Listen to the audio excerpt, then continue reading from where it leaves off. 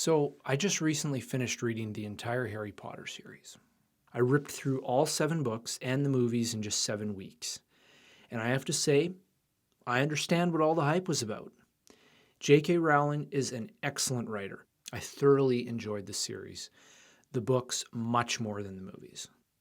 After reading the books, I did a bit of research to find out more information and to clear up some unanswered questions that I had. And when I did, I noticed that the series came under major criticism from Christians, similar to what went on after John Lennon's comments about the Beatles and Jesus. The reasoning behind this was that some Christians say that the books promote witchcraft and are a doorway to the occult. I also found that a lot of the criticism came from people who had obviously never read any of the books.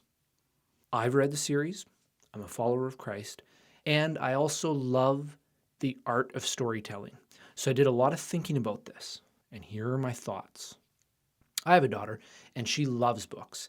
She's not old enough to read them, but she understands the concept of a story unfolding page by page. And on her bookshelf, she has the stories of David and Goliath, Noah's Ark, and the Christmas story. All 3 of these include death, specifically decapitation, genocide, and infanticide. As she gets a little bit older, her curiosity will naturally lead to questions, and I'm going to need to explain some of these things to her.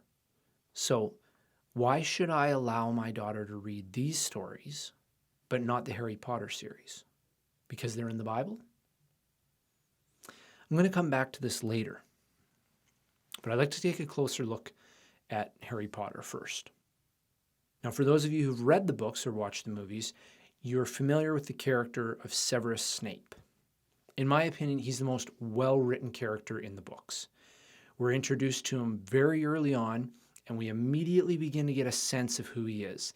He's this sarcastic and condescending teacher, but he also demands respect from his students. And he seems to have this personal vendetta against Harry. As the series moves along, this tension between the two grows and grows. We also find out that Snape was once a Death Eater and that he has a deep desire to teach the Defense Against the Dark Arts course at Hogwarts. We're also given a glimpse into his past, which sheds some light on his dislike for Harry since he reminds Snape of his father, James. Now, Dumbledore adamantly trusts Snape. But due to his questionable behavior, we're constantly wondering where his loyalties lie. And then he kills Dumbledore. And we have no reason to doubt his allegiance to Voldemort. We see him as a traitor and a coward. And we want him to pay for what he's done. But then this happens.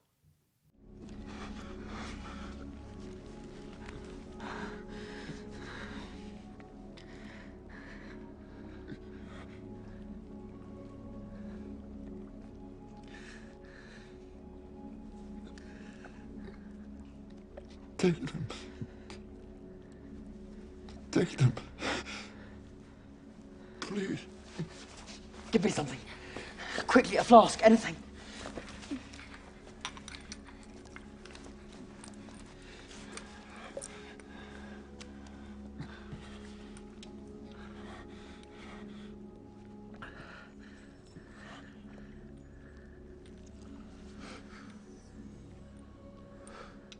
Take them to the Pensieve.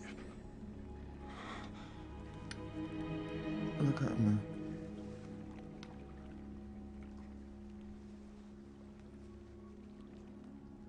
You have your mother's eyes.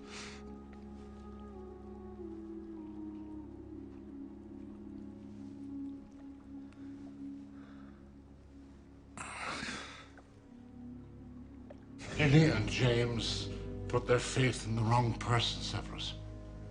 Rather like you. The boy survives. Doesn't need protection. The Dark Lord is gone. The Dark Lord will return.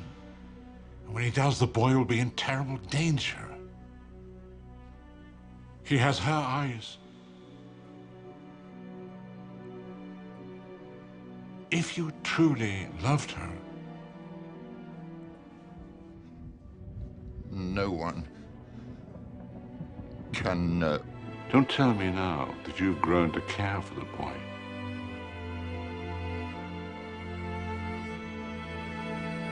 Except Patron.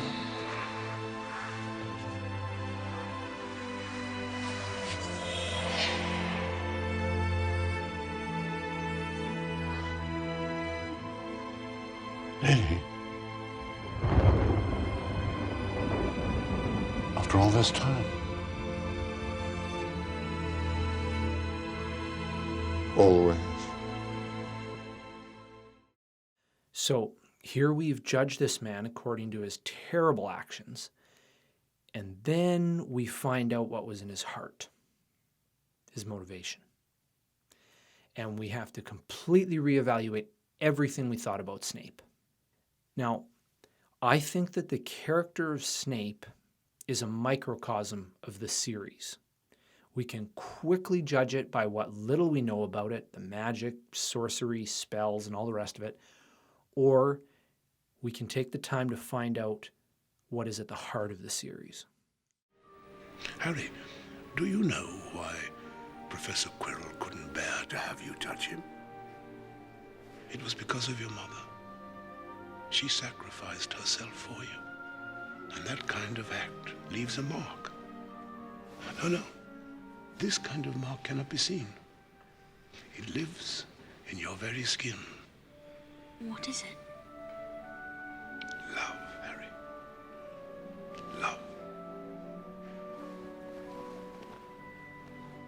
The idea or concept that a person would love you so much that they would die for you and their sacrifice would protect you from the evil one, that doesn't sound like magic to me. It sounds like the gospel. Speaking of the gospel, look at some of the symbols that Jesus used when he was telling stories. He told a story about a tree, a hidden treasure, a friend in the night, an unjust judge, a great banquet, a master and his servant, and a prodigal son. So back to my earlier question. Is it okay for my daughter to read stories with controversial content just because they are in the Bible? No. At least, that's not the deciding factor. The reason that I allow her to read these stories is because they have a powerful message of hope, faith, and love, of doing what's right instead of what's easy. And secondly, and most important of all, these stories point toward Jesus.